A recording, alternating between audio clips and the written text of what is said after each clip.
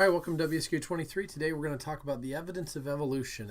And basically what this one's going to be is I took the section of our text and looked at what were proposed to you guys, to students, as the major forms of evidence. They're basically going to be four things we're going to talk about that evolutionists would point to as their big witnesses, their star witnesses, and how we can explain evolution or support evolution with actual evidence. Since they can't explain to us how we arrived here from nothing, or how we were able to, nothing blew up in a big bang and became something, and since we don't actually demonstrate or observe this evolution happening, they have to have other evidences, and we're going to talk about what evidences they use to support their theory. We're going to talk about fossils, which is one of the major evidences they try to use, and what is supposed to be shown through fossils. So let's jump right into it. The first form of evidence we're going to look at is what's called similar body structures. This is used in a type of science called comparative anatomy or comparative science, where what they're basically looking at the structures of different organisms and seeing their similarities. So what they do is they look at these different organisms, like a dolphin and a bird and a dog and a human arm, and they say, oh, there's homologous structures. There are structures that are similar, that a related species have inherited from what they say a common ancestor. So they say, oh, look at these similar structures that different species have inherited from a common ancestor, because there's no other way that they could have them. There's one real big problem with this argument that I would just start with. Just because an organism has similar structures does not mean that came from a common ancestor. It could also just be evidence of, to a creationist and to myself, that God designed organisms with similarity. That it's evidence of a universal designer. A designer that designed all animals he didn't reinvent the wheel. When he made a humerus for a human arm, he didn't have to make a different type of bone. He could use a long bone in the leg of a dog, or in the wing of a bird, or in the fin of the flipper of a dolphin. And so that's one thing that it's not really a good evidence. They could take it and interpret it that way, but they're interpreting it that way based upon their already preconceived ideas and beliefs, as opposed to, hey, this points to or gives us real evidence. So that's not a good example. A second thing that they'll use is similarities in early development. Now, this one is crazy to me.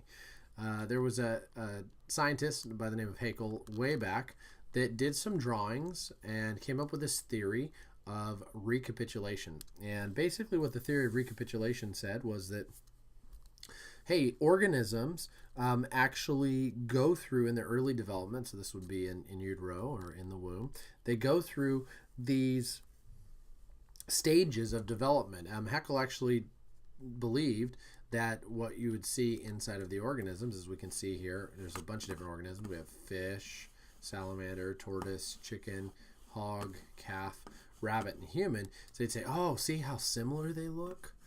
Oh, they look so similar. They all have tails. See, in the first, they all have tails. They all have these little slits, these gill slits. They still say it today in your textbook. It actually refers to that those were gill slits. These were, little tiny slits in their throats. And these similarities suggest vertebrate species share a common ancestor. Okay, notice, suggest something they've already decided. The reality is Haeckel's drawings were actually claimed or proven to be false. He had falsified them. He weren't even accurate drawings of the actual organisms in utero. He had changed them so that they would look as he wanted them to look. And secondly, again, even if all the organisms did look alike, that is a large stretch to say that because they have similarities in their pre-birth development, that they come from a common ancestor. Perhaps it's just, again, evidence of a common designer. Third one is similarities in DNAs and proteins. Okay, and page 235 of your textbook actually says this. It says, if two species have similar DNA and protein, they probably evolved from the same ancestor. We have no evidence of evolution of common ancestors. The big thing is there is no missing links that have ever been found. And if we had millions and millions of organisms that were transitional species, we would see millions and millions of those transitional species. Okay. The problem with the DNA is twofold. One is this isn't exactly true. There actually are certain organisms that have different amino acids and thus have different DNA that codes for those amino acids. So there isn't one universal DNA that all the organisms have.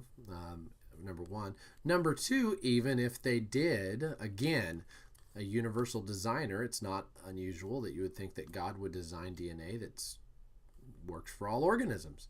And in fact, if you think of DNA, the complexity of it between even the DNA of a simple organism like a paramecium or a bacteria compared to that of a human being, it's pretty amazing. And if we did evolve, DNA actually becomes an argument for creation. If we did evolve, then that would also assume that, hey, we've added information because our DNA is much larger than the DNA of a paramecium. Okay, it's much more exhaustive. So how did we gain information?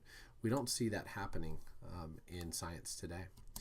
The last one is probably their big one. This is their big gun, and this is fossil formation. And so they would actually say, that, hey, we look all around the earth and we find fossils everywhere. And we would say, yes, we do. We have fossils of all kinds of organisms. Some of those fossils are organisms that don't exist anymore, which is no surprise. The dodo bird just went extinct literally just a few hundred years ago. And yet, we wouldn't say that it never existed just because it no longer exists today. So yeah, there's organisms like dinosaurs and other things that existed way back that we now see fossil evidence of. The gap that exists, though, is what we actually see and what we think. So here you go. On the left side of this picture, I have an example of a real picture of this particular organism. This is a type of dinosaur bird. Can't remember his name right now off the top of my head. But on the right is a drawing.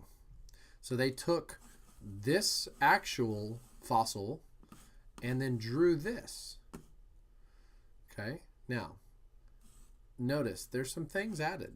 There's a lot of artist rendering here. Okay, a lot of things that we don't necessarily know whether or not this is accurate. This is perceived. And the problem is when you deal with fossils, again, the danger with this type is to say that something is and you've yet never seen it or observed it in how it acts or reacts is a little bit foolish. So, how do fossils form? So I'm going to show you this is right from your textbook. Most fossils form when organisms that die become buried in sediments. Okay, this is true. So you got an ancient crocodile that dies, it sinks to the bottom of a river, and layers of sediment cover the crocodile's body, and over time, millions of years, they would say, the sediments harden, they get pushed down, they become rock, and then the crocodile is preserved inside of that rock as a fossil.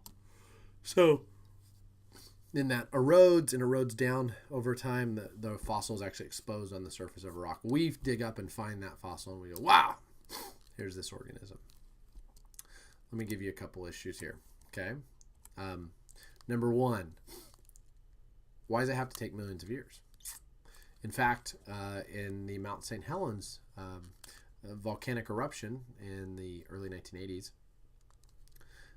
we had fossils that were formed and petrified forests that formed literally almost overnight because of the mudslides, because of the huge amounts of sediment. So fossils can be explained, as you would expect. If there was going to be lots of dead things from a worldwide flood, you would expect to find lots of dead things buried in lots of sediment. That's exactly what we see.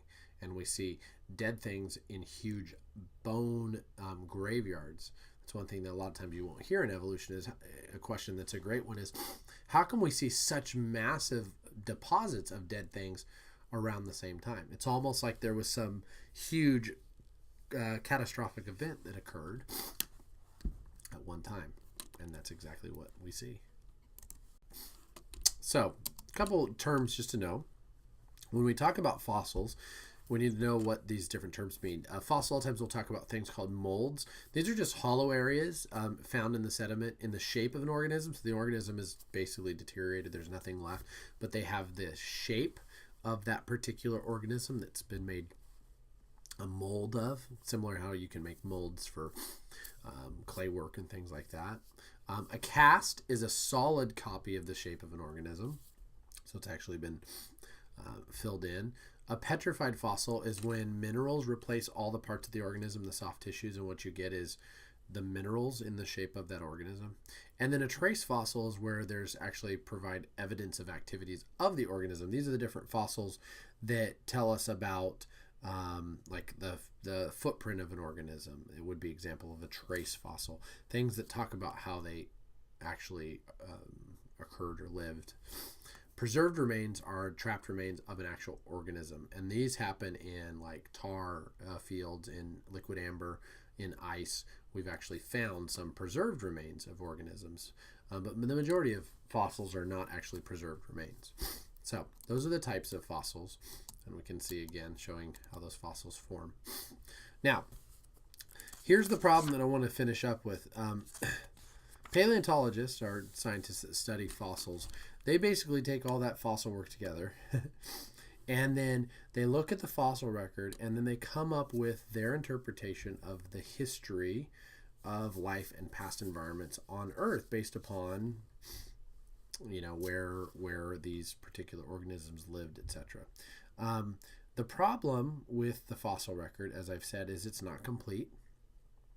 You would expect if the fossil record was, as they say, and this is a gradual process, you would have fossilization happening all the time.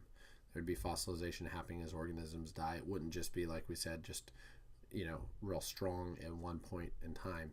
Now, to help with this, because, see, the problem with the history of life is evolutionists say one of two things. They basically produce two hypotheses, gradualism and punctuated equilibria. Now, you got to understand, they have to believe one of these two, because evolutionists, to allow for all of the mutations that would be necessary for an organism to go from being a little paramecium in a primordial soup to being a human being, you would have literally billions of mutations. And so it would take a long period of time. So gradualism is a hypothesis that says, hey, evolution occurs really slowly, but steadily. It's the same rate forever. The tiny changes add up to major changes over a long period of time. And so gradually over time, you get that paramecium turning into a dog or whatever. Now, of course, this argument makes perfect sense for the evolutionists, and it helps them detract away from any kinds of arguments against evolution, because if you say, why don't we see evolution happening now? They say, well, you can't. It's so small and it happens so slowly. Of course you can't observe it. There's others that go, wait a second, no, this is punctuated equilibria that says species evolve quickly during relatively short periods of time. Now, this helps because the problem with the gradualism model is this. How do you evolve from one organ type to another organ type when, you know, certain things, there's going to be major organs that have to change. If I'm a fish and I want to live on land, I have to grow lungs. How do I go from having gills to lungs and survive? So they say, oh, no. It's gradual most of the time, but occasionally you have these quick relative bursts where all of a sudden an organism will evolve very quickly and grow the proper traits that they need to survive. The problem with both of these theories is that we don't actually see either of these. But these have to exist to be able to actually explain what they believe, which is evolution, which is that everything came from nothing. There is no God. I don't have to answer to him. I'm not responsible. The reality of this is really just Romans chapter 1. They exchange the truth about God, right? The truth of their creator for a lie. They worship the created things. They worship themselves rather than worshiping God because they want to live their lives in sin. And that's really the danger with evolution, is that we understand that here's their evidences, but as I've shown you today, there's not a lot of it. You would expect to see more evidence. You'd expect to see transitional organisms that we see in the fossil record or missing links. We would expect to see organisms in the rate of transition even today, but we don't. And so that is, in a nutshell, WSQ 23, the evidences for evolution. And we're going to be talking more about those in class. So thanks again. Bye.